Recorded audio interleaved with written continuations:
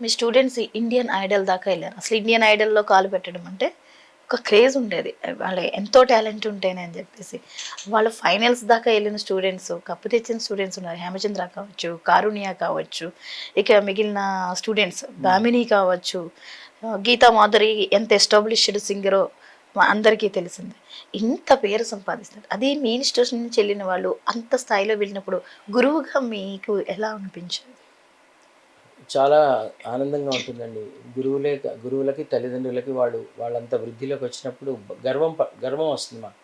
అంటే ఒక తోటమాలి రైతు పండించిన పంట ఇలా 10 మంది అలా ఆ చెట్టు పండ్లని 10 మంది తింటుంటే ఎంత సంతోషిస్తాడు. ఒక పండించిన రైతు, తోటమాలి దాన్ని పెంచి పెద్ద చేసి దాన్ని విత్తనం పెట్టి కాపాడి అడ్డు పెట్టి పెంచి పెద్ద చేసి దానికి ఎరువులేసి పండు కాసిన తర్వాత 10 మంది తింటుంటారు, లేకపోతే దేవుడికి సమర్పిస్తాం. ఎంత ఆనందంగా ఉంటుందండి. అదే మా తల్లిదండ్రులు గురువుల పరిస్థితి అదే. ఒక రైతు ఒక తోటమాలేలాగా తల్లిదండ్రులు గురువులు అంతే అండి. బాలీవుడ్‌లో కూడా ఉన్నారు. వాళ్ళు అలా ప్రపంచానికి వాళ్ళ స్వరాల్ని పంచుతుంటే, అందరికి వీణుల విందు చేస్తుంటే మాకు ఆహా అనిపిస్తుంది. We thank our gurus and god parents.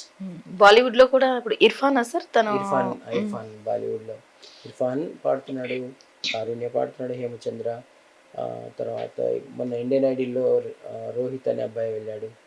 So చాలామంది వెళ్ళారండి జాతీయ స్థాయిలో. ఇక మన తెలుగు ఇండస్ట్రీలో ఎంతమంది పాడుతున్నారో నేను ఒక్కళ్ళ పేరు చెప్పి ఇంకోళ్ళ పేరు చెప్పకపోతే బాగుండదు.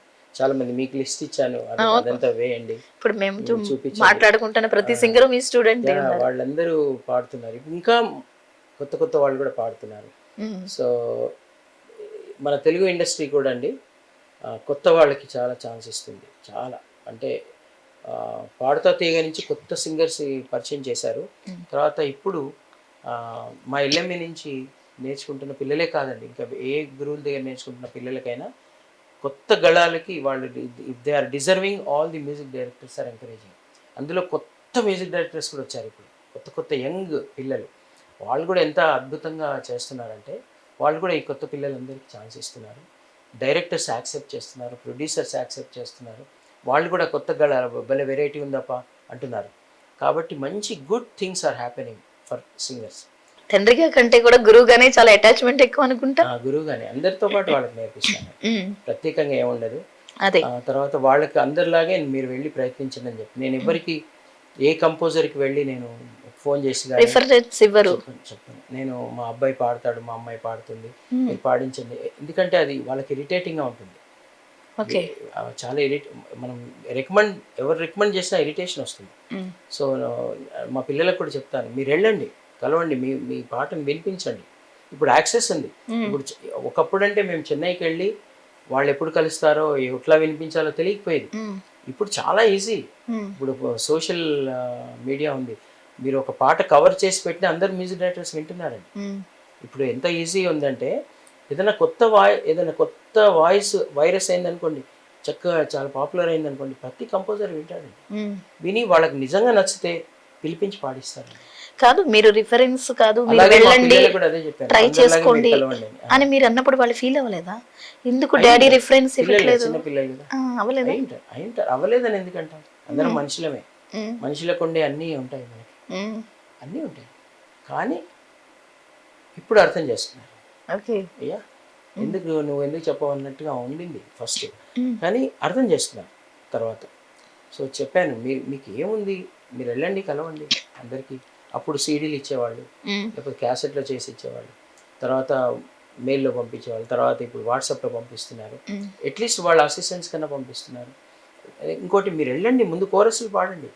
ఇట్లా మా పిల్లలందరూ కూడా ముందు కోరస్లు పాడారండి వెళ్ళి.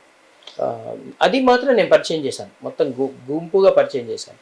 రాఘవేంద్రరావు గారు ఫస్ట్ చిన్న ప్రైవేట్ రికార్డింగ్స్ నాతో చేయించినప్పుడు నేను వెళ్ళి ఈ పిల్లల్ని నా దగ్గర పాడించేవాడు. అక్కడ కీరవాణి గారి పరిచయం జరిగింది. తర్వాత గంగోత్రి సినిమాకి మొత్తం బాగా పాడే పిల్లలందరినీ మా సంస్థలో కూడా డిఫరెంట్ గ్రేడ్స్ ఉంటాయండి. Grade 1, grade 2, grade 3, professional grade, elite grade అని ఉంటాయి. అట్లా అలా ఫిల్టర్ చేసుకుంటూ నేను బెస్ట్ బ్యాచ్ను తీసుకెళ్ళి గంగోత్రిలో పాడించాను అప్పుడు.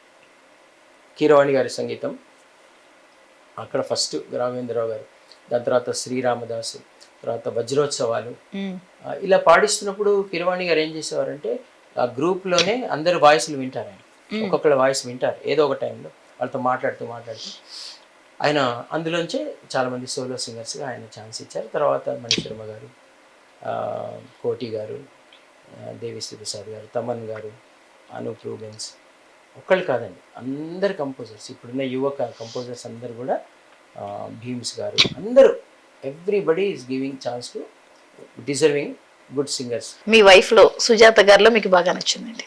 సుజాత ఇంకా ఫ్యామిలీని బాగా చూసుకుంటున్నాను.